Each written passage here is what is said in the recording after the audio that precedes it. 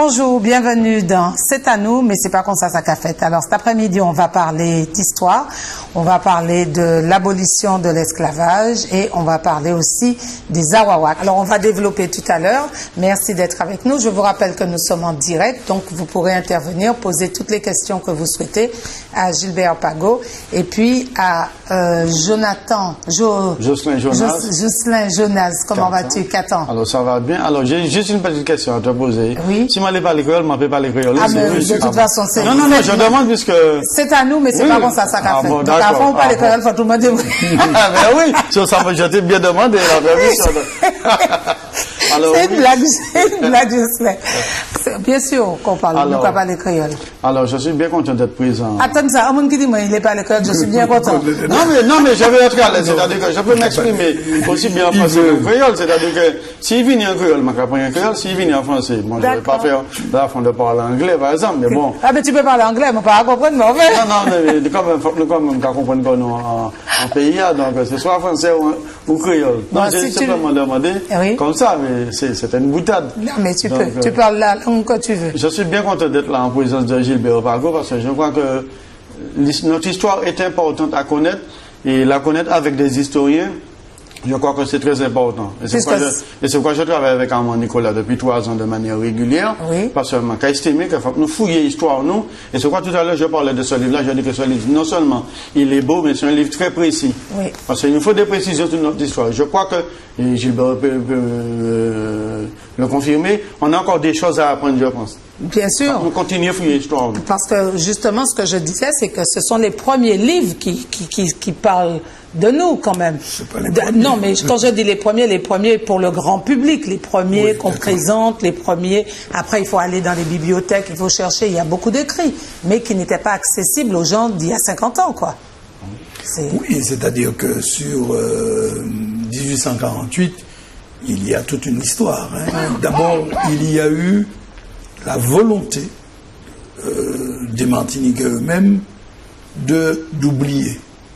Non pas parce qu'ils étaient contre ça, mais parce que l'idée qu'il y avait au 19e siècle, c'est que l'esclavage, ça avait été quelque chose de tellement mauvais que si on voulait se réconcilier... Résilience. Oui. C'est le mot à la mode. Mais c'était pas le mot. Il ne faut pas qu'on mélange les choses. Mais si on voulait se réconcilier tous ensemble, mieux valait oublier le passé pour pouvoir construire. Et donc, c'était la théorie, y compris de gens qui se sont battus pour l'abolition de l'esclavage, des gens comme Pori Papi, etc. Ils disaient, bon, oublions le passé, essayons de reconstruire quelque chose. Et c'est pour ça que jusqu'à présent, les gens veulent oublier en disant, on nous finit puis ça a loin. Donc c'est... Alors, ça, c'était une théorie. Et puis après, il y a eu une déformation. C'est-à-dire que les gens ont plus parlé uniquement de l'aspect de ceux qui venaient en France, de ceux qui venaient de France. Par exemple, le travail remarquable que Schellcher a mené, il ne faut pas critiquer. Ils ont fait un travail remarquable, etc. Et tout. Mais on a présenté ça comme étant le seul facteur qui a nous a amené la libération. Qui a amené l'abolition de l'esclavage. Alors, on a oublié tous les autres facteurs. On a oublié que, par exemple, il y avait un facteur qui s'était déroulé 15 ans auparavant, c'est-à-dire que dans les îles d'à côté, que l'on voit quand on est en Martinique, vous voyez Saint-Vincent, Sainte-Lucie, la Dominique, quand on est en Martinique, bien sûr, au nord, on voit la Dominique. Et bien, dans ces 3 îles-là, on avait déjà aboli l'esclavage. Et comme on avait déjà aboli l'esclavage, et que la terre libérait, eh bien, il y a des gens qui partaient en canot pour aller à la Dominique, à Sainte-Lucie, à Saint-Vincent, pour se faire libérer. Donc ça, c'est un facteur aussi. Comment ça, la terre libérée? Le fait d'arriver dans un pays où l'esclavage est aboli, on était libre. Vous êtes libre, oui. D'accord. Et donc, c'est pour ça que beaucoup de gens traversaient. Même qu'il y avait des esclaves qui partaient, et puis quand ils étaient là, ils voyaient que c'était pas bien, ils revenaient. Alors ils revenaient en disant, ah mais non, je reviens parce que la vie est trop dure, etc. Alors les colonialistes étaient très contents, les esclavagistes, ils disaient, vous voyez, ils sont revenus, mais en fait, ils revenaient chercher leur famille pour repartir. Donc ça, c'est un deuxième facteur. Troisième facteur qui avait libéré, j'en ai parlé en dehors d'émission tout à l'heure, c'est qu'il y avait déjà un pays qui était libéré 50 ans auparavant. Haïti. C'est Haïti. Enfin, la partie française de Saint-Domingue devenue Haïti, où il y avait où il y a eu Toussaint Louverture, mais où il y a eu Dessalines. Et Dessalines, lorsqu'il a proclamé le 1er janvier 1804 l'abolition, la création de l'État d'Haïti, dans son premier discours, il a dit: mes frères de la Martinique et de la Guadeloupe, je viendrai vous libérer, je viendrai, dès que j'aurai fini le travail en Haïti, je débarque pour vous libérer. Donc, ce qui fait que Haïti représente un danger pour les gens. Dès que quelque chose se passe, on dit Haïti, Haïti, Haïti. Donc ça, c'est un autre facteur. Et puis, il y a un quatrième facteur, c'est qu'ici, il y avait tout le temps des révoltes. Oui. Il y avait eu, il y en avait eu avant la Révolution française, mais il y en a eu en 1800 à Burkina, il y a eu en 1811 à Saint-Pierre, il y a eu en 1822 l'insurrection du Carbet, il y a eu en 1830 l'insurrection, encore une autre insurrection à Saint-Pierre, il y en a eu en 1831 une insurrection, comment ça s'appelle, à la presqu'île de la Caravelle, non, à presqu'île de la Caravelle, mais enfin la région de la Caravelle, mais j'oublie le nom là où il y a le centre nautique là actuellement. À presqu'île de Caravelle. Vous voyez, des fois. La presqu'île de Caravelle, à Tartane? Vous faites une idée, oui, à Tartane. Mais comment s'appelle ce grand centre nautique qu'il y a là? C'est l'habitation. Je ne connais pas. Le nom me vient, mais vous connaissez, je suis sûr, mais j'ai oublié. Lance-la-Touche?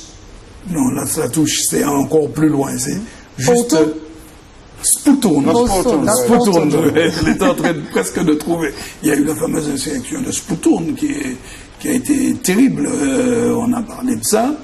Il y a eu aussi le massacre qui s'était passé dans la Grand-Anse. Alors, je ne sais pas si vous savez ce que c'était que la Grand-Anse. C'est le Lorrain. Et Fondor, Marigot, il y a eu ça, où il y a eu le massacre. Il y a un quartier au Lorrain qu'on appelle Fond-Massacre. Les gens ne savent pas pourquoi. Et donc, on a massacré des gens. Donc, oui, mais tout ça, c'est pour dire, et puis c'est vrai, je parle trop longtemps. Non. Mais tout ça, c'est pour dire que c'est toutes ces raisons-là qui ont fait qu'en 1848, les gens se disent, bon, nous arrivés, nous pas qu'à l'adjer.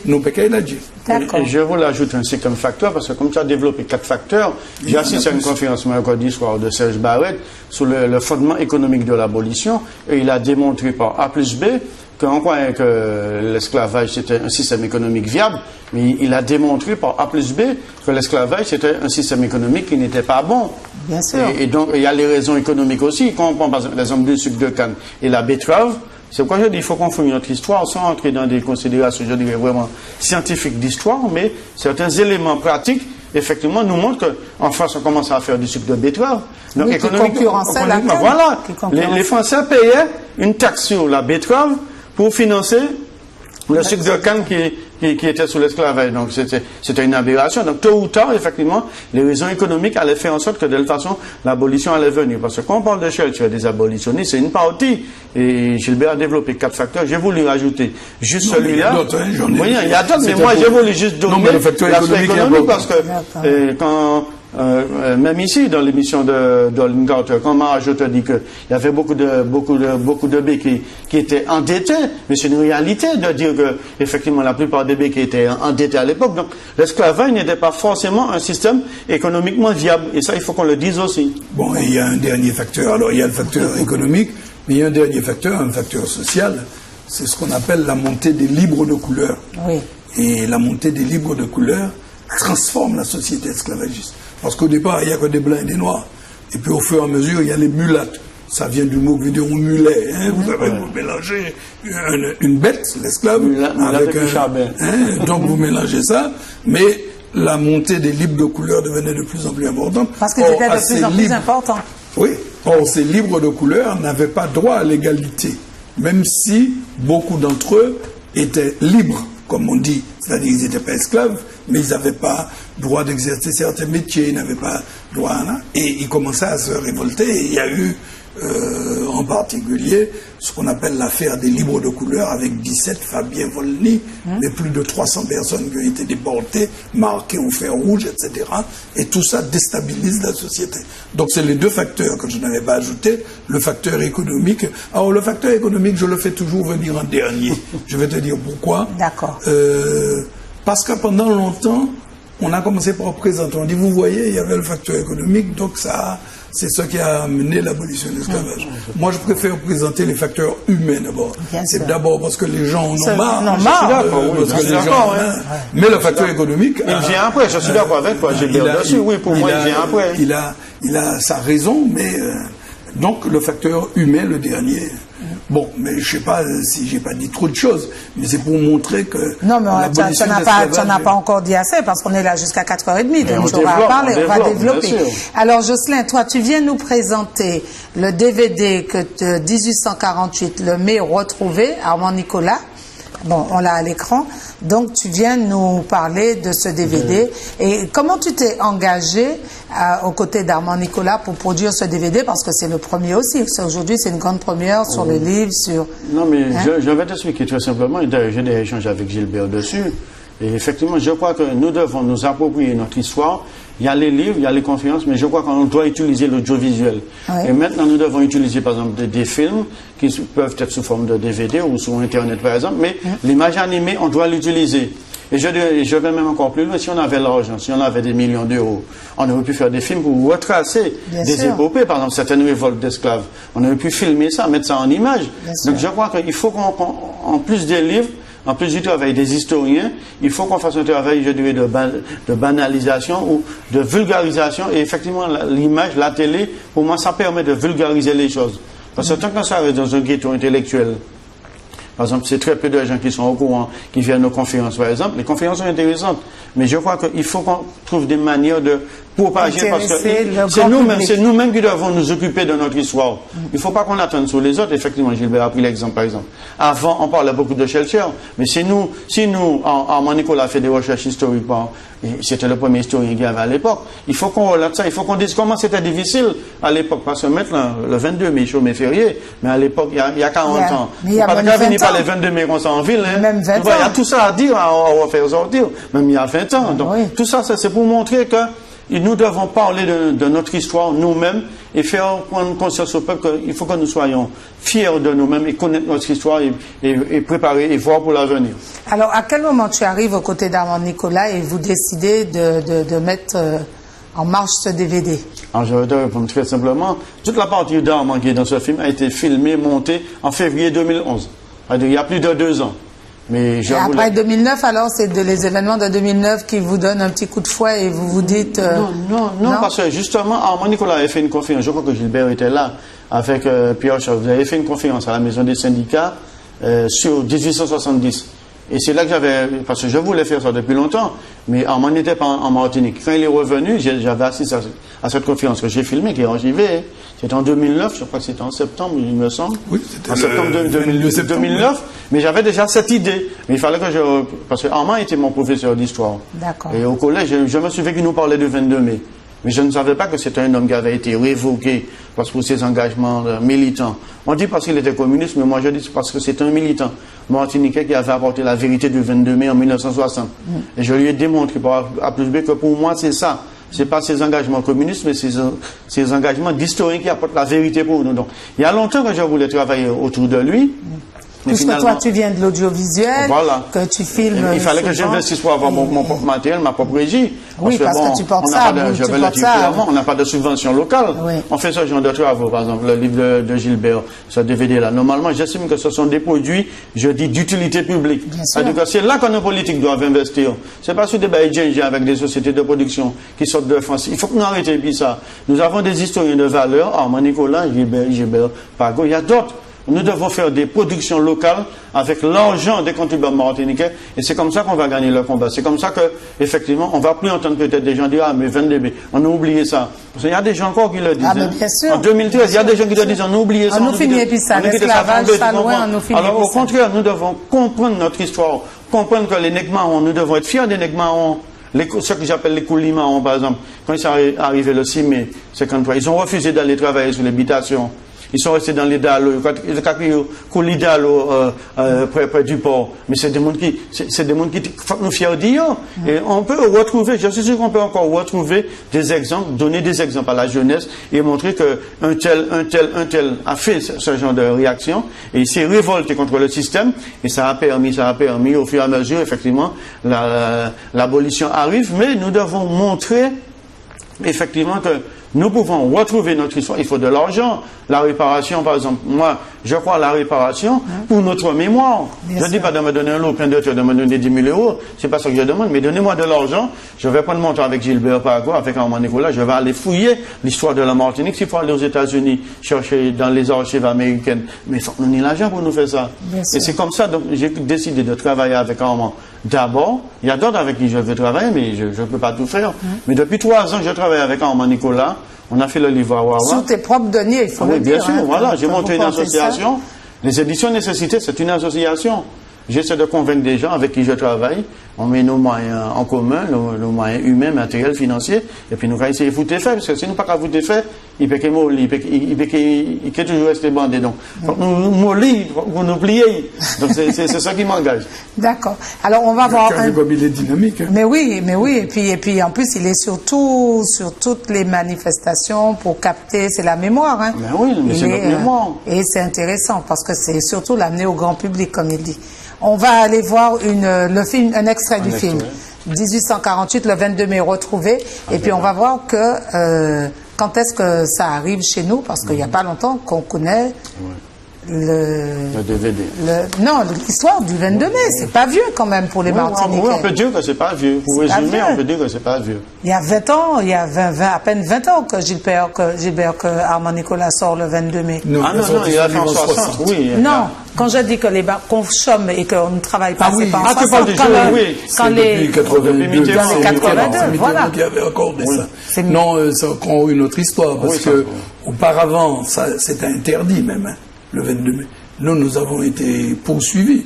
Quand on était au lycée, quand on faisait des cours sur le 22 mai, on nous poursuivait. Ça avait été interdit. Attends, redis-nous ça. C'est-à-dire que vous êtes professeur d'histoire. Non, élève. Non, j'étais professeur. Professeur. Mais par exemple, en 76, oui. Nous avions décidé de fêter le 22 mai. D'accord. Armand Nicolas était donc à Trinité. Max Roustan, un copain à moi, était au lycée Chelcher. Oui. Moi-même, j'étais au Robert, après avoir été au lycée, etc. Et donc, on avait décidé, tous les profs d'histoire, et en plus, il y avait l'association des professeurs d'histoire et de géographie de la Martinique qui avait sorti un gros bouquin avec tous les textes qu'on pouvait avoir à l'époque sur le 22 mai. Et qui s'appelait comment ce qui s'appelait Document pour l'histoire du 22 mai, qui a été refait aussi par Delépine, qui avait fait, mais il y avait l'association des profs d'histoire, donc il y avait un combat des professeurs d'histoire à ce moment-là, qui n'existe plus maintenant. Mais pour faire ça, et ça avait été interdit, et on a voulu casser à nouveau Armand Nicolas, etc. et tout, et les syndicats avaient peur de faire ça. Alors, la tactique qui avait été prise... Alors, attends, Gilbert, donc vous dites, prof d'histoire, il faut qu'on parle du 22 mai à nos élèves. C'est à nous, mais c'est pas pour ça qu'a fait. Voilà. Nous ne pas les dire ça.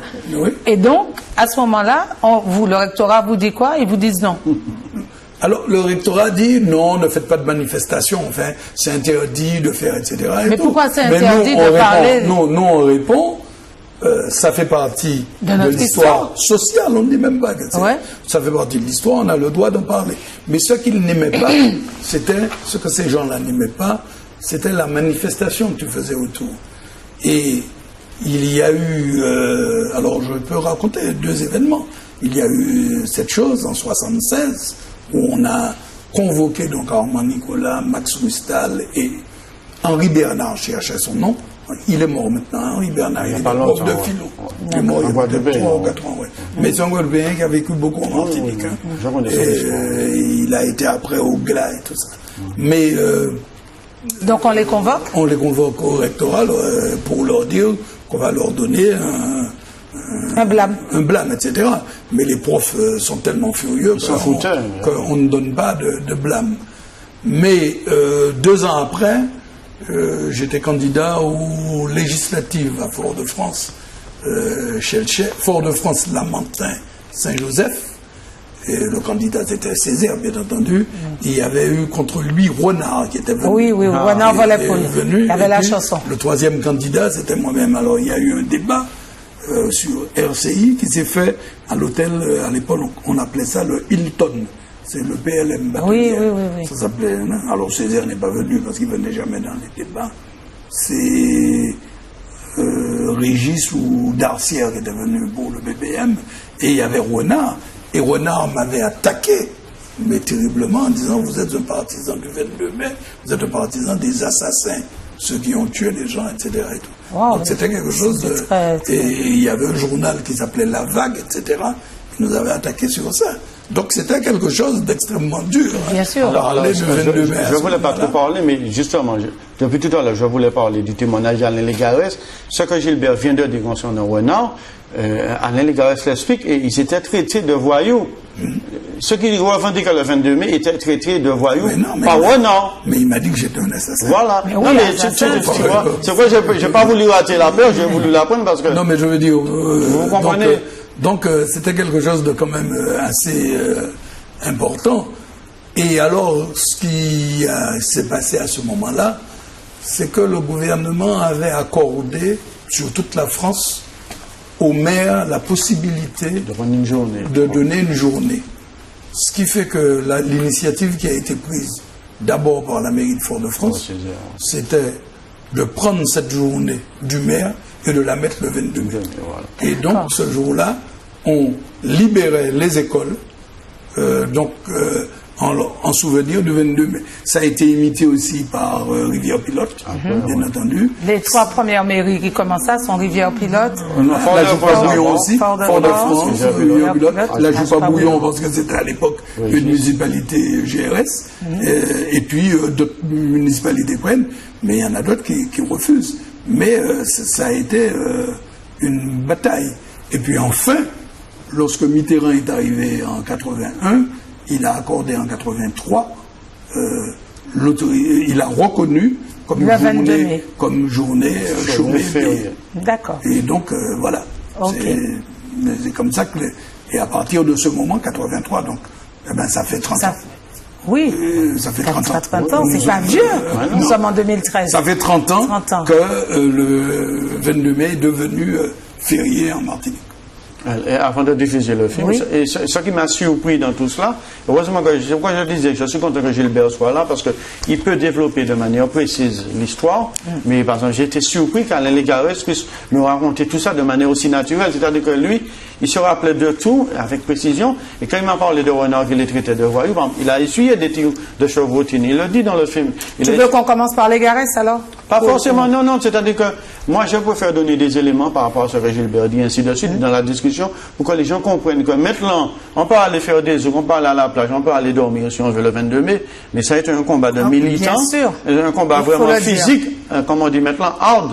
C'était pas facile. Et ça aussi, il faut restituer ça pour que les gens comprennent que chaque fois qu'on a quelque chose du point de vue social, c'est par le combat de nous-mêmes. Et donc, Gilbert, toi, comment justement tu analyses cette situation où 30 ans, c'est rien, 30 ans, c'est hier. Comment aujourd'hui... J'avais commencé à te dire, je t'ai dit que dans un premier temps, les gens ont commencé par oublier. Dans un deuxième temps, on a déformé en disant que ce n'était que Schellcher. Moi, je répète que l'action de Schellcher est positive. Je ne suis pas de ceux qui... Mais que ce n'est pas la seule action. Et puis, après, il y a eu cette bagarre, etc. Et là, maintenant que les gens se réapproprient un peu plus leur histoire, on commence à revoir.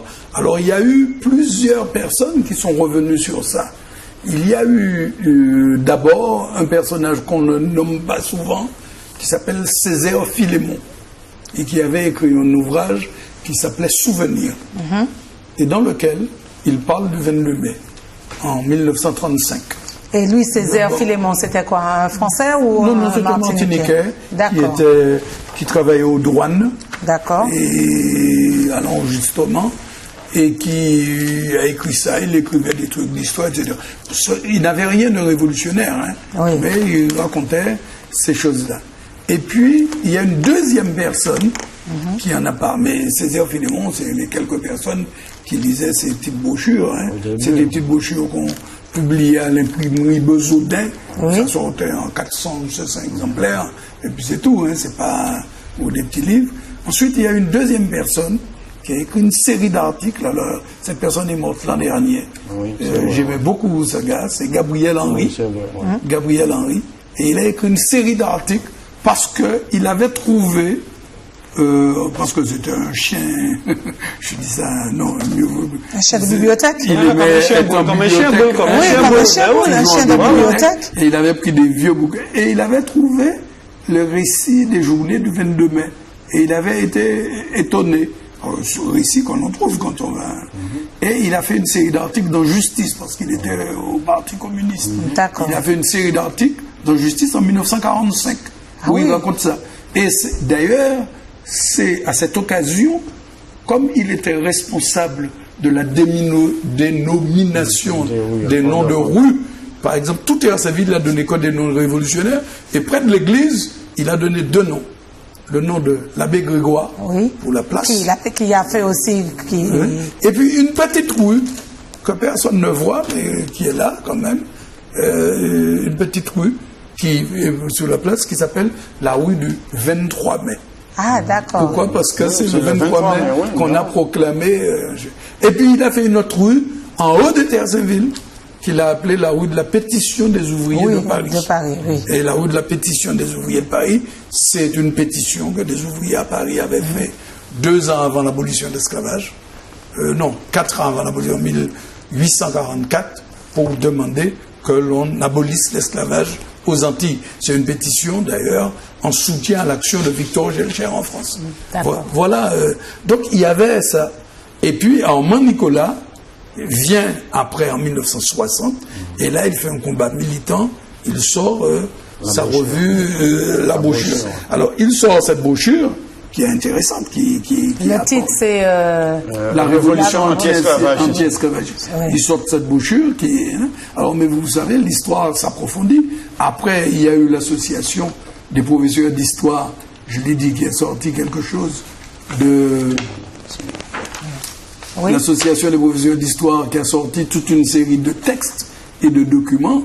Et à ce moment, on a vu sortir plusieurs éléments qui ont raconté un petit peu l'histoire. Alors, il y a quelqu'un qui n'a pas raconté ça de manière historique, mais de manière romancée. C'est Vincent Placolier. Il a sorti Frère Volcan, et où en fait, il s'appuyait sur les écrits de De Sales. De Sales, c'est quelqu'un dont on a retrouvé les écrits longtemps après, et qui a été publié par son arrière-petit-fils, son arrière-petit-fils, et on appelait ça La vie d'un colon à la Martinique au 19e, où il donne toute une série d'éléments, et puis on a ressorti toute une série de documents, comme en particulier la lettre de mademoiselle Irmis de Lalonde, ou bien le document aussi de monsieur qui s'appelait... Irmis de Lalonde? Alors, Irmis de Lalonde, c'est une réactionnaire esclavagiste virulente qui a subi l'insurrection l'insurrection du prêcheur en 1848, et elle raconte tout ça. Or, c'est intéressant. Non pas qu'on soit partisan de ce qu'elle raconte, mais elle donne énormément de détails sur ce qui se passe. Naturellement, elle le raconte d'un point de vue réactionnaire, mais ça apporte des éléments, elle raconte tout ça. Je vais ajouter un élément important aussi dans la chronologie. C'est pourquoi je suis content, je répète encore, que Gilbert, l'historien, soit là pour donner les choses. Et en 1943, Césaire Donat Armand Nicolas, qui est son élève, à 18 ans, a fait un article sur la traite négrière qui paraît d'Anthropique en 1943, en février. Et donc, je tenais à le préciser parce que, effectivement, et c'est pourquoi je disais, il est important de fouiller de manière précise notre histoire, qu'elle soit contemporaine ou pas, mais montrer qu'il y a des actions. Par exemple, Gilbert vient de faire un rappel historique en 1935.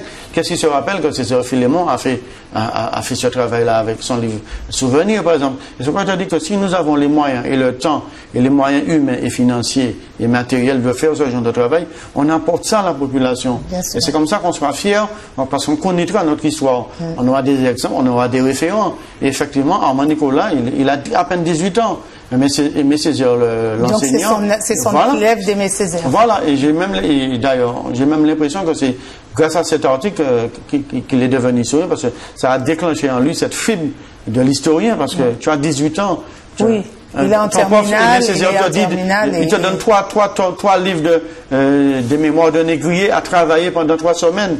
Il faut, tu vois, ce genre d'éléments, d'anecdotes, c'est ça qui nous permet de comprendre par rapport à l'époque, parce que bien souvent on fait des anachronismes, mais il faut quand même se remettre dans les conditions de l'époque. César Philémon en 1935 qui écrit ça, mais il faut essayer de comprendre que c'est pas si évident que ça. Oui. Tu comprends? Et alors je finis, je veux te dire que donc tu as toute cette progression des écrits donc de César Philémon, de j'ai nommé le monsieur qui est mort l'an dernier, Gabriel Henry, je suis d'accord pour l'article Vincent Darman, le fait qu'on ait republié les mémoires de Salles, de Jean-Baptiste Colson, ou bien dire Miss de la Longue, on a eu tout ça, qu'il y ait ensuite ce recueil qui a été publié par l'Association des professionnels d'histoire, qui a aussi le recueil qui a été publié plus tard par De Lépine, ce qui fait que on a approfondi, c'est-à-dire on est allé beaucoup plus loin. Et moi en particulier, j'ai sorti au moment du 150e un ouvrage dans lequel j'examinais uniquement que la position des femmes dans la lutte contre... Ça s'appelle Les femmes et l'abolition de l'esclavage. C'est un gros bouquin qui raconte comment les femmes ont participé, etc. Et enfin, j'ai sorti ce document en 2 moments. D'abord, on dit en 98, mais après en 2006. Et là, pour raconter les événements au jour le jour. Donc, on a avancé au fur et à mesure dans la connaissance de l'histoire telle que ça se présente. C'est ça, ce et puis, livre oui, j'ai oublié, il y a un autre livre quand même qui est important. C'est un livre qui a été sorti en 2000, non, en 99, par De Lépine, qui s'appelle 10 jours qui ébranlent la Martinique. D'accord. Donc 10 semaines qui ébranlent la Martinique. 10 semaines, oui, 10 semaines. Qui ébranlent la Martinique. Donc ce livre, il est disponible déjà oui, il est déjà disponible. Je réédite quand on fait de nouvelles éditions. Je l'ai vu, il est disponible, je l'ai vu dans les librairies. Donc tu l'as vu. On pourra l'offrir, voilà, c'est aussi bon d'offrir des cadeaux. Donc un livre, c'est alors très oui, beau. c'est ce qu'on appelle un beau livre en termes, parce que il est coûteux, quoi, puisque il y a beaucoup de... Il y a beaucoup de alors il est un peu cher, mais à mon avis, il vaut... il vaut le prix. J'estime qu'il vaut le prix. Alors là, dans le vendredi 26, pour vous montrer un peu, j'espère que j'aurai... on a l'allégorie de la liberté et l'égalité, et il y a une noire, une blanche.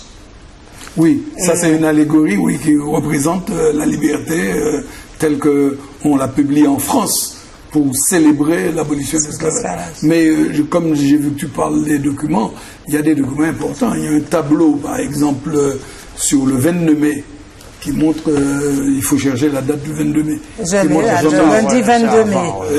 Je suis là. La fameuse fusillade du prêcheur. Oui, je l'ai, fusillade du 22 mai au prêcheur. Bon, ben ça, si je peux avoir un gros plan sur le livre, merci. C'est le seul document de l'époque qu'on a qui raconte comment on a massacré les esclaves. Ce tableau-là se trouve à Marseille, dans un musée de Marseille. À un moment, il y avait une reproduction ici, on l'avait prêté au musée régional, mais il est sûrement reparti. Mais c'est le seul document, c'est une gravure qui se trouve à Marseille. Reproduit. Donc là, voilà, regarde, on la voit là. Oui, eh bien oui, c'est ça. Et vous avez donc cette fusillade. Et puis il y a un autre tableau qui représente le 23 mai, la proclamation à Saint-Pierre.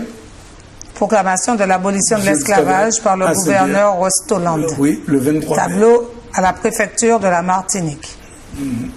Voilà. Oui, voilà, il est en haut. C'est le tableau qui se trouve en haut. Oui, ici. Alors, vous le trouvez, ce tableau, à la préfecture de la Martinique, dans le salon. Quand vous entrez à la préfecture de la Martinique, alors beaucoup de gens ne savent pas. Alors voilà, on peut vous montrer les photos importantes qu'il y a dans ce livre. Donc c'est important de l'avoir chez soi. Le travail de précision de l'historien. Je veux insister sur ça parce que... Et Louis Ayotte, qu'est-ce qu'il a fait? Il y a un portrait de Louis Ayotte le 29 mai. Oui, alors c'est très important. C'est un des ascendants des Ayotte actuels. il était maire des Trois-Îlets. Oui. Mais ce qui est important, c'est que lui, le premier, enfin parmi les premiers, lui, il savait que l'esclavage allait arriver. Et donc, allait être aboli. Allait être aboli. Oui. Et lui, dès le mois de mars, Oui. il commence à rédiger des contrats. Il dit, moi, mes esclaves, ils vont travailler pour moi, je vais faire avec eux des contrats d'association. Il rédige des contrats d'association, il leur promet la terre, etc. Et tout. Et d'ailleurs, de ce point de vue, il va gagner, hein, puisque... Et il va maintenir, ces contrats-là vont exister. Ah oui, oui, ils ont existé énormément. Et ils ont été... Ah oui, oui, oui, ils ont été signés, et même que beaucoup d'esclaves l'exigeaient, parce que beaucoup de maîtres refusaient. Ils estimaient que le type avait été esclave chez lui, que le type n'a pas à lui faire signer un contrat. D'autant plus que les esclaves ne savaient ni lire ni écrire, mais qu'ils venaient avec des livres de couleur et qu'ils exigeaient. Et puis, le deuxième problème important, c'est que les femmes, qu'on n'admettait pas dans les trucs, mais les femmes esclaves, ce qu'elles exigeaient dans le contrat, c'est que le maître s'engage à ouvrir une école pour leurs enfants. Ils avaient compris le rôle de l'éducation. Mais sous l'esclavage, il y avait quand même des écoles déjà, avec les sœurs de, je sais pas comment elles s'appelaient. Les sœurs Saint-Joseph de Cluny, et puis les frères Plamel, mais il y avait très peu d'écoles sur les habitations. Pour les esclaves, il faut bien préciser. Pour les esclaves, il n'y en avait pas. D'accord. Il y avait une école à Saint-Pierre sur l'habitation de Pécoul qui prenait des filles esclaves et des garçons. Mais la plupart des écoles, c'était pour les libres, hein. C'était pas pour les... C'était pas... D'accord. Bon, on va aller voir le DVD. Ce serait bien effectivement de prendre un extrait de l'Égarès. On va prendre tu veux l'extrait de l'Égarès? Oui, mais ce qu'il veut, de toute façon. Mais... parce qu'on a deux extraits à montrer. On commence par l'Égarès ou... Par exemple, oui. Si vous avez déjà l'extrait de l'Égarès, ce serait bien, parce que je suis surpris de la véracité des mots d'Alain, parce que c'est un conteur, mais qui connaît vraiment l'histoire et qui relate bien le parcours. Bon, on va voir alors l'extrait avec Alain Légarès, qui n'est pas présent, que j'avais invité, et qui est parti dimanche en France, voilà, ils sont en France, et qui n'a pas pu être présent. On va aller voir ça, donc tu vas entendre et tu pourras rebondir par rapport à ce qui se dit. Alors, oui. Un jour, mon grand frère, un copain, mais je sais pas, c'est mon grand frère, mon copain de mon grand frère, des amis, qui me parlent, ils me disent, Alain, est-ce que tu as entendu parler du 22 mai? J'avais environ 15 ans. 15 ans, 22 mai, j'avais jamais entendu parler. Ah ouais, 22 mai, la libération de l'esclavage en Martinique, le 22 mai. Moi, j'avais toujours appris, c'était le 27 avril avec Schellcher. Il y avait même des chansons à la gloire de Schellcher. Mais j'avais jamais entendu parler de 22 mai. Et on me dit que c'est Armand Nicolas qui a écrit ça et qui a trouvé ça parce que c'est un historien et il a fait des recherches. Il a trouvé le 22 mai. Et on m'en parle, et qu'est-ce que j'apprends? Lorsque j'ai su ça, parce que moi je suis né dans une commune où le tambour, Pelé, et toute cette musique qu'on appelle musique des molles ou musique de vieux nègres existait. Tambour, Pelé, damier, Conteveille, tout ça. Et qu'est-ce que j'apprends? C'est un tambouiller de Rivière-Pilote qui descend aux prêcheurs pour donner une force à toutes ces revendications de ces nègres qui travaillaient dur pour donner un peu de liberté. Et ne voilà-t-il pas que Romain qui s'appelait, il avait un nom Romain, il frappe son tambour et il se fait rattraper par ce temps-là gendarme à cheval, et emprisonné, et le peuple a levé garoulé, c'est-à-dire il se lève pour pouvoir libérer Romain. Et depuis ce jour, le 22 mai, ça s'est passé le 22 mai, libération, grâce à Romain, grâce au tambour. Et je me souviens d'une phrase, d'un conteur m'avait dit, c'est avec le tambour qu'on a emmené les nègres sur le continent, le Nouveau Monde, et c'est un jour, c'est avec le tambour que les nègres devront se libérer. Je me suis souvenu de cette phrase, je me suis dit, mais depuis ce jour, ce 22 mai, je l'ai pris pour mien. J'ai pris au 22 mai, je me suis dit, je laisse chercher, je prends aux mains, et puis surtout parce que j'étais aussi déjà conteur, j'avais cette idée que les conteurs étaient un peu maudits dans le temps, parce que c'était les interdits, comme ce que je faisais était interdit, alors aimer le 22 mai, j'étais encore un autre interdit que je mettais en plus sous mon dos. Voilà. Donc, tu veux rebondir Non, non, c'est intéressant ce qu'il dit. Il y a deux petites choses que j'aurais corrigées. En tant qu'historien, oui. D'abord, c'est pas le 22 mai qu'on a été libéré, c'est le 23. Oui. Les gens ici ont fêté le 22 mai parce que c'est le 22 mai qu'il y a eu la révolte. Voilà. Mais c'est la révolte qui entraîne l'abolition le lendemain. Parce que je raconte ça dans le bouquin. Ce qui s'est passé, c'est que les gens se révoltent le 22 mai lorsqu'on enferme Romain, enfin, etc. C'est le samedi Gloria, hein, le 22 mai. Non. Non. Mais non, mais c'est pas. Non, non, non. Non, ça n'a rien à voir. Ça n'avait rien à voir. Le 22 mai. C'est pas Pâques, c'est pas. Non, non. Le 22 mai, à ce moment-là, c'est un lundi. C'est un lundi du mois de mai. Oui. Et pourquoi? Parce que, en fait, Romain avait battu du tambour 2 semaines auparavant, c'est-à-dire le 20 et puis le 13 mai et le 20. Je raconte ça, hein. Le 13 mai, comment ça se passe, et le 20. Et lorsque le samedi 20 au soir, il a battu le tambour, le maître lui dit « Manquez, vous voyez, gendarme d'ailleurs ». Et alors ça aussi, c'est nouveau, l'histoire de gendarme. Parce que jusqu'en 1845, j'ai vu que tout à l'heure, tu voyais la photo de Mako. Oui. Hein, on pouvait battre les Noirs, etc., et les mettre en prison sur l'habitation. Il y avait des cachots sur les habitations. Et Mako va faire interdire de battre les Noirs avec le fouet, à partir de 1945, et il interdit qu'on puisse les mettre dans les cachots. Oui, voilà, c'est Mako, le personnage. C'est l'amiral Mako. Oui, Mako, oui, pour lequel il y a une statue d'ailleurs à Fort-de-France. Ah bon? Personne ne sait à quoi ça Elle est où la statue de Mako? Tu vois, tu ne sais même pas. C'est à côté de là où il y avait le centre des métiers d'art. Là. Il y a une espèce de fontaine lumineuse qu'ils appellent la fontaine Mako. Personne n'est au courant de ça. Tu la vois, cette fontaine? Oui, j'ai fait faire une émission dessus d'ailleurs. Ou c'est sur le pont? Non, quand tu tournes, quand tu fais le boulevard de la Jetée, moi je l'appelle la Jetée, je ne dis pas l'autre nom. Voilà, Mako, c'est lui. Voilà. Oui, lorsque tu fais le boulevard de la Jetée, au moment de tourner pour prendre la rue Chelcher, devant le parking Gratien, il y a là une petite fontaine qui est devant... là, il y a maintenant des bars, etc. C'était le centre des métiers d'art de Zaplin. C'est la fontaine Mako. Et elle est écrite fontaine Mako 1836. Pourquoi toujours la fontaine d'art? Pourquoi maintenant tout à l'heure, c'est tout près. C'est à côté. Oui, il y a 200 mètres d'ici. Non, il faut que j'aille voir ça. Mais c'est ça, c'est que parfois on voit les choses et on ne fait pas attention. Tu vois, on parlait de cette plaque de décembre. Mais je finis. Oui, et donc lui, Mako, donc il dit on ne va plus. Il a fait interdire et il fait interdire les habitations. Et il dit que lorsqu'un esclave a commis quelque chose, il faut le mettre en prison à la mairie. Et les esclavagistes sont tellement furieux qu'on appelle ça, les prisons à la mairie, on appelle ça les macolines. Et donc vous entendez des Noirs qui disent on m'a mis en macoline. Et lui, le Noir là, le béquet, il dit à Romain, eh bien, mon café au métro en macoline.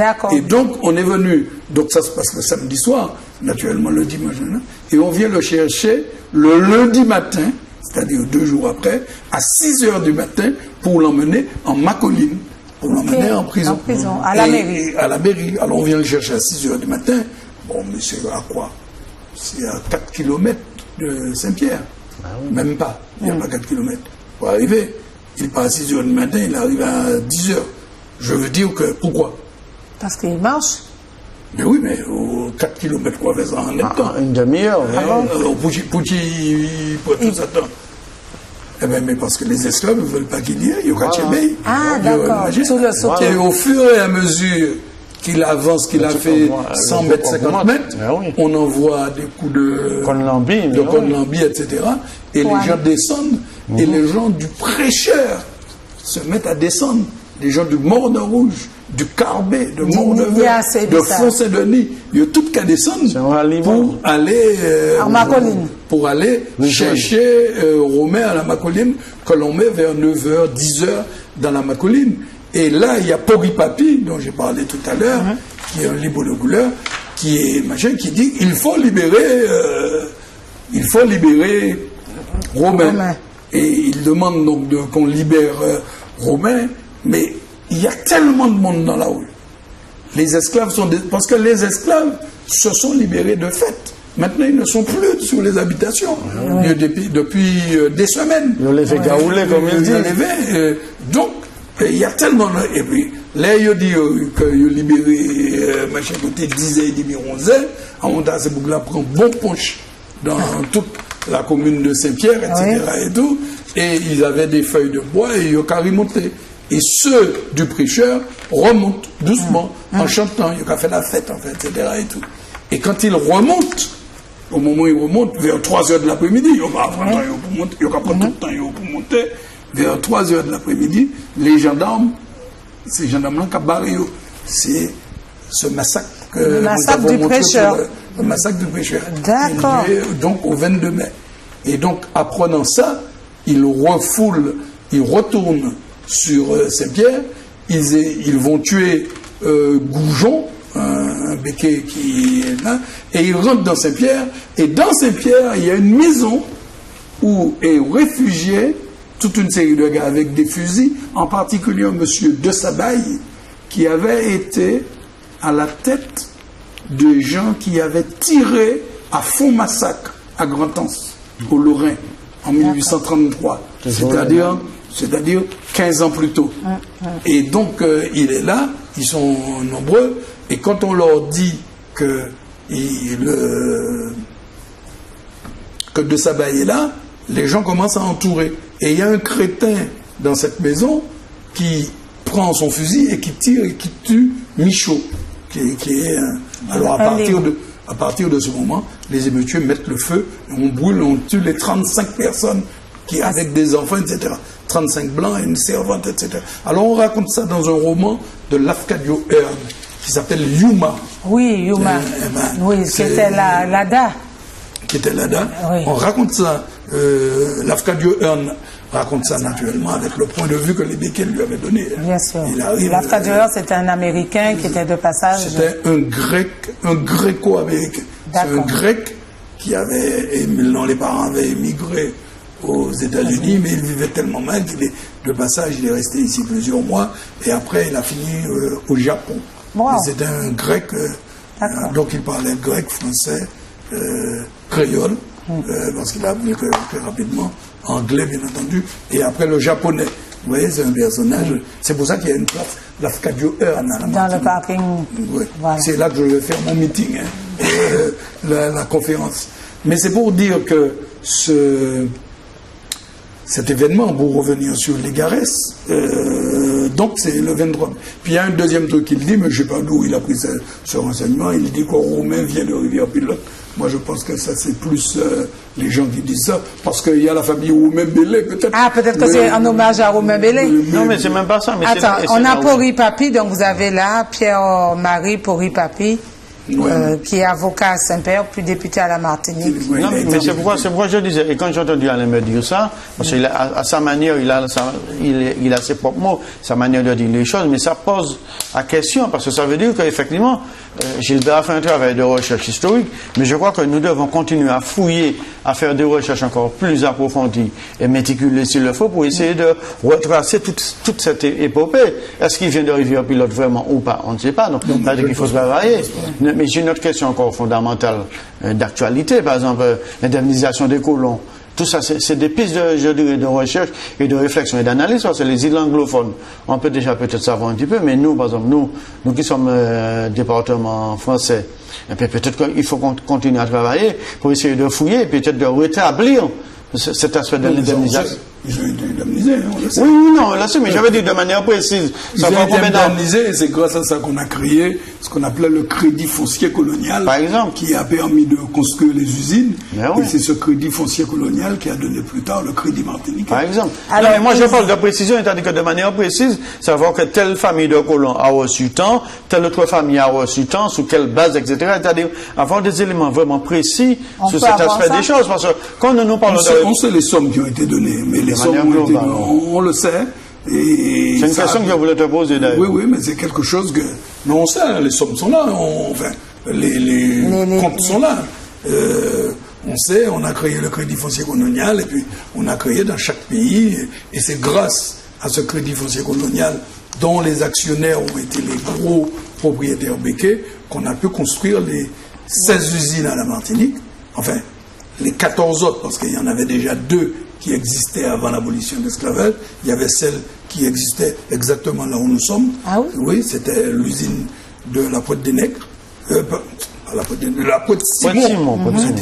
C'est la Pointe Simon qui existait. Celle-là existait déjà.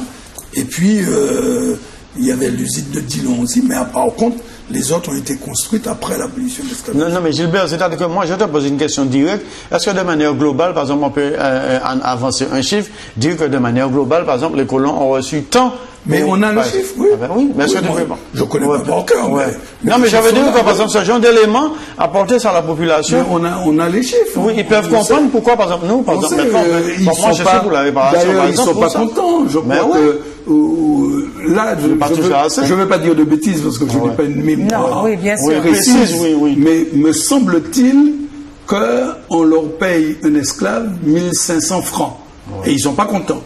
Ils disent que c'est pas assez. Alors, tu dis... Je suis pas sûr du chiffre. Non, c'est parce que moi, c'est un aspect que j'avais commencé à fouiller maintenant. On le dit, bon, vous aviez 200 esclaves, donc 200 multiplié par 1500, ça fait tant d'argent. Mais on ne donne pas l'argent aux gens individuellement. On donne l'argent pour investir dans l'économie.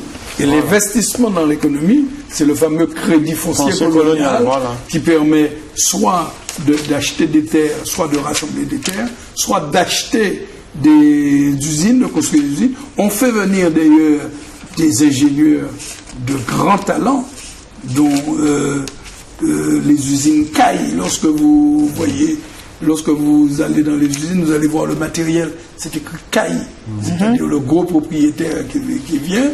Et il y a quelques industriels français qui n'étaient pas des béquets, mais qui arrivent, dont en particulier un certain monsieur Bougenot. C'est pour ça qu'il y a il y a le pavillon Bougenot. Bougenot, exactement. Donc c'est des gens...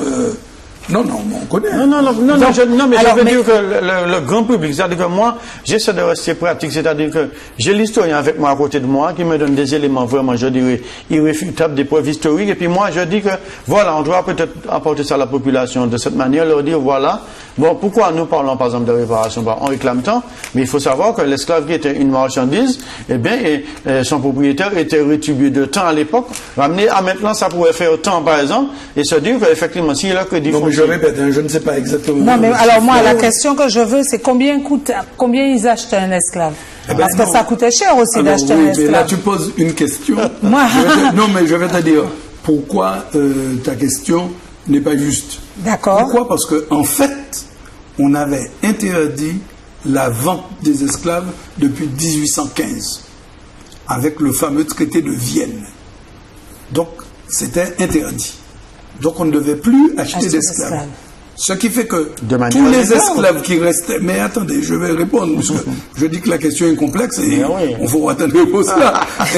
Et ce qui se passe, c'est que c'est interdit, mais alors ils vont pratiquer les esclaves marrons. C'est-à-dire ils vont aller chercher, ils vont...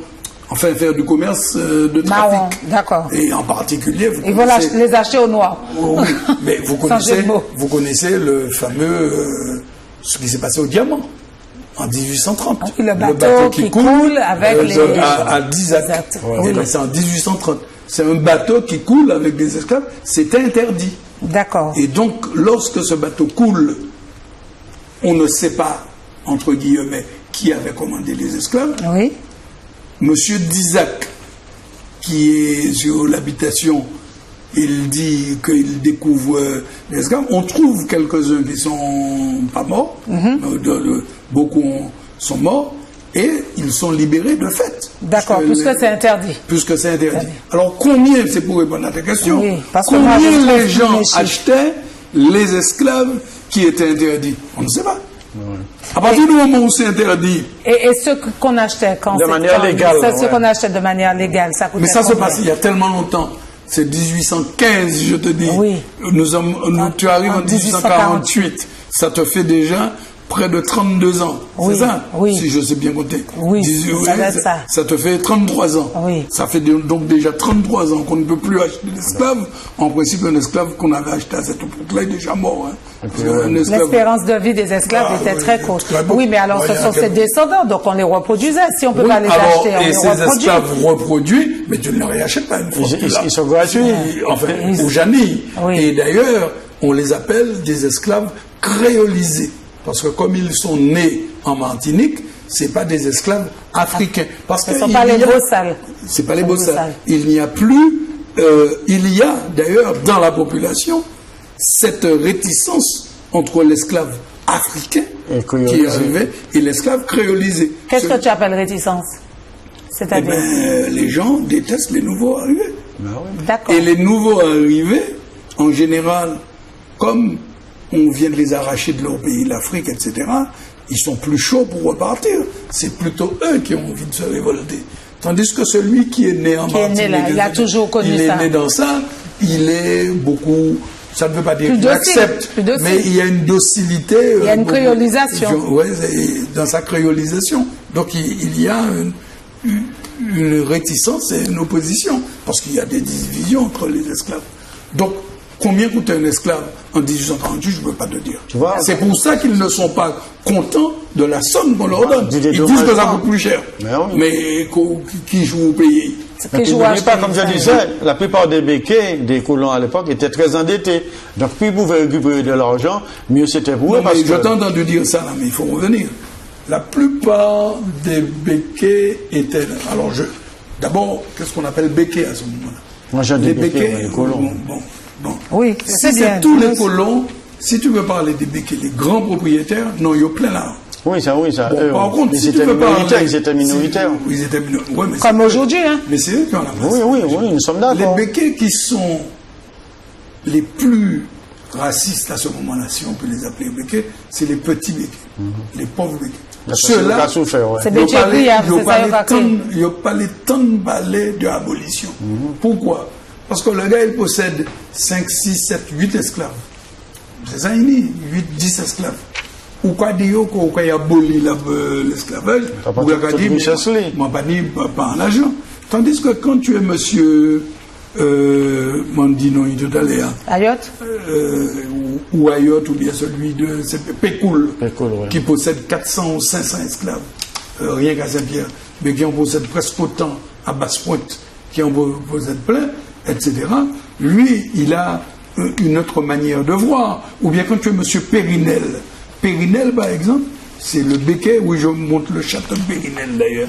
Périnel, c'est le béquet qui, lui, est allé à Barbade voir l'abolition de l'esclavage.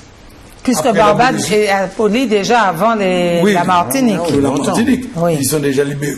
Et il voit qu'on fait du travail, c'est parce que tu parlais des conditions économiques, et bien ça te rejoint. Il voit que l'on paye les anciens esclaves. Et il voit que ces esclaves payés travaillent plus, ces anciens esclaves payés travaillent plus que l'esclave qui lui n'est pas payé. Et bien lui, Périnel, il est en train de monter un projet pour payer ces esclaves pour les libérer. Est-ce que tu vois le principe? Donc les gros béquets, curieusement, c'est pas eux qui sont le plus opposés à l'abolition de l'esclavage. C'est plutôt les petits béquets. Les petits propriétaires, les petits et puis, une autre catégorie qu'on oublie souvent. Les libres, les libres noirs. Parce qu'il y a des noirs qui ont des esclaves, et eux, ils n'ont pas les pères d'esclaves. Non, mais pourquoi j'ai voulu donner le facteur économique tout à l'heure, parce que ça paraît surprenant, mais donc c'est tout un système qui est en place, quoi? Je cherche le château Périnel. Oui. Eh bien, attends, laisse-moi. Au fait, je me souviens pas en quelle page je l'ai mise, mais pour revenir alors, pendant qu'elle cherche, pour revenir à l'aspect économique, c'est parce qu'il y a deux aspects. Parce que très souvent, même quand Édouard de Lépine, en tant qu'historien, disait que l'esclavage, c'était surtout un circuit économique, les gens étaient révoltés, mais je crois que nous devons démontrer que le capitalisme qui a amené l'esclavage, effectivement, par exemple, les gros propriétaires, leur intérêt, c'est que leur système économique fonctionne. Donc, s'il faut abolir l'esclavage, faire des contrats avec les esclaves pour que le travail se fasse, c'est ce qui est important pour eux. Donc, que le gars soit esclave ou bien qu'il soit libre, depuis qu'il travaille et travaille la fête, c'est ça qui est important, propriétaire à la moment là. Et c'est pourquoi je te dis, cette conférence a été bénéfique, parce qu'effectivement, Serge Barrett a démontré sur certains aspects économiques qui peut choquer certaines personnes, hein, qui peut choquer parce qu'effectivement, quand on considère l'aspect économique, eh bien, les esclaves étaient de la marchandise parce qu'on était dans un système économique établi. Donc, les Amérindiens, les Caraïbes ne voulant plus travailler, ne voulant pas travailler sur place, on va chercher de la main-d'œuvre ailleurs. Donc, c'est parce qu'on est dans un système économique. Alors, ce château a été détruit avec 1902. 1902. Donc, ce sont des images d'avant 1902. Ouais. D'accord. Mais c'est le château de Périnel, c'est un grand château dans lequel il a reçu Schellcher, quand Schellcher est venu visiter la Martinique en 1841. D'accord. Et quand Schellcher arrive en 1841, c'est à ce moment-là qu'il découvre l'esclavage ou non. Il était déjà venu? Non, c'est la première fois qu'il venait en Martinique. Ouais. Il avait découvert l'esclavage en 1830, lorsqu'il était allé au Mexique pour vendre de la porcelaine pour ses parents. Et donc de là, il était passé en Haïti, où il avait vu et il avait visité quelques Antilles britanniques. Puis après, il est revenu aux Antilles. Alors pourquoi tout à l'heure je parle de cet aspect d'indemnisation, par exemple, des colons à cette époque? Parce que si je prends l'exemple du député UMP qui a fait une petite boutade, entre guillemets, parfois je dis qu'il ne faut pas qu'on se... Non, mais je veux dire, non, mais je veux dire que bien souvent, on va se focaliser plus sur des actions de communication d'élus réactionnaires en France, au lieu de se concentrer, par exemple, à apporter des vérités, à faire un travail qui sera plus brutal, plus intéressant pour nous-mêmes. Et par exemple, j'ai des amis qui me demandaient de réagir contre ce tweet. Je l'ai fait très tôt. Mais après, j'ai dit non, j'ai d'autres choses à faire. Je vais me concentrer sur, par exemple, on fait une émission, j'apprends des choses, j'apprends des notes. Et ça, pour moi, c'est ça qui est important parce que bien souvent, on se focalise, par exemple, sur des détails, alors qu'effectivement, on a tout ce qu'on apprend au niveau historique autour du 22 mai. Mais c'est ça qu'on doit apporter à la population, par exemple. Ton émission, elle est intéressante parce que moi, je suis réalisateur audiovisuel. Je m'intéresse à mon histoire. Je ne connais pas tout. J'ai un historien avec moi qui a fait tout ce travail de recherche. C'était son travail, c'est son domaine, c'est sa compétence. Donc, le fait de travailler avec des historiens comme Armand Nicolas, Gilbert Pargo, Édouard Delepine, c'est ça qui va nous faire avancer parce qu'on va connaître des choses vraiment importantes pour nous-mêmes et on va se focaliser sur cela. Parce que moi, je n'avais pas peur longtemps quand quelqu'un fait des conneries ou bien que via la disent des bêtises en France. C'est pas ça qui est important pour moi. Mais est-ce que quand même c'est pas important de répondre? Oui, il faut répondre quand même. Non, mais il a à la fois raison. Il ne faut pas que nous Je résume. Mais il faut réagir sur le coup. Il faut réagir en disant que c'est une bêtise. Oui, voilà, bien sûr. Mais le fait d'apporter des éléments, par exemple, ce livre, je dirais, de Gilbert Pargo, c'est 1848. Par exemple, moi, j'estime que ce livre-là devrait exister dans toutes les écoles primaires de Martinique, par exemple. Là, ce sont des actions concrètes que nos politiques pourraient faire. Acheter ce livre-là en plusieurs milliers d'exemplaires, même notre DVD, par exemple. Mais il sera distribué dans les écoles, c'est prévu. Je ne sais pas s'ils achèteraient. Non, mais moi, je soulève un aspect. Ça, c'est l'éditeur, hein. Voilà, mais oui. Il vend le livre de plus en moins. Mais oui, Gilbert a fait son travail d'écrivain, d'historien. Il a fourni ce livre. Je vois le logo de la région de Village. Bon, alors, il y a des remerciements au président du conseil régional, M. Alfred Marie-Jeanne, pour l'autorisation à l'accès aux collections. C'est ça, parce que pour écrire, ce sont que des documents historiques, donc c'est l'accès. Oui. Et puis, le conseil général aussi. C'est souvent aussi pour les images. Voilà. Parce que comme l'idée, c'était de mettre au moins une image chaque jour. Pas au moins. D'accord. De mettre une image chaque jour. Et on a essayé. Puis les éditions d'Enel aussi. Oui, c'est les éditions d'Enel qui ont fait le bouquin. D'accord. Qui fait un grand travail aussi ici. Ah oui. Ouais. Non, mais alors je reviens à ce que je disais sur l'action politique. Je prends l'exemple, par exemple, très souvent on est focalisé, on est branché, calqué sous la France, et j'aime pas ce mot-là. L'Hexagone, c'est pas un pays, mais la France, on est focalisé sur ce qui se fait en France, alors que ici, par exemple, quand je vois un livre comme ça, de cette envergure qui existe, ce DVD qui existe, et que notre argent pourrait financer ce genre de production, à être divulgué de manière, je dirais, massive dans le pays, ça ne se fait pas. C'est là que je me pose des questions. Et c'est là que je me dis qu'on se trompe de combat, parce que un livre comme ça qui est fait de manière précise sur le quotidien du 22 mai, je reviens sur ce que je disais, il devrait être disponible dans toutes les écoles primaires de la Martinique. Mais aussi, les gens, ben, c'est ce que Gilbert Pagot fait, il n'y qu'à acheter le livre là, et puis intéresser Ichio, intéresser famille. Oui, ça c'est au niveau familial, parce au niveau particulier. Parce que loger, comment s'appelle le jeu des enfants là? Game Boy, PlayStation Game Boy à 40 €, 50 €, même 100 €. Donc peut-être que les parents aussi ont un travail à faire. Hein? On n'a qu'à s'offrir des livres à Noël, aux vacances, aux jours de l'an, des anniversaires. Offrons-nous nos livres pour collectionner les livres de la Martinique. Mais je pense que petit à petit ça va se faire, hein, parce qu'effectivement nous avons deux livres. Par exemple, le livre chez les Awawa de la Martinique. On parle des Awawa oui, non, je prends un exemple au niveau de la qualité de l'édition, parce que tout à l'heure Gilbert disait qu'il revient cher. Ce sont des livres qui reviennent cher, mais ce sont des livres de qualité et qu'on peut offrir ce livre-là à l'occasion du 22 mai. C'est un livre qu'il faudrait offrir. Mais j'insiste vraiment sur l'action politique des dirigeants. Depuis 20 ans, il y a trop de productions qui se font sur nous-mêmes, sur notre histoire, etc., sur notre patrimoine, qui devraient être aidées à être disponibles de manière gratuite dans les...